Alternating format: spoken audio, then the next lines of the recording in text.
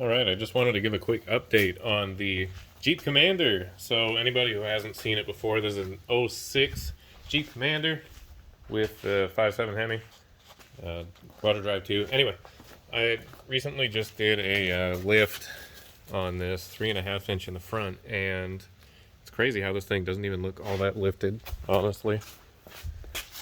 But 3.5 in the front, 3 in the rear. And my passenger side ball joint was already showing signs of failure, so I went ahead and got a whole new upper control arm that already has the ball joint in it. This is 35 bucks on Amazon, and got it in there. Pretty easy job. You just got to pull the tire off, and then you can work away at trying to get these 2 bolts out back here. As you can see, one there and the other one just right back here. Sorry for the lighting.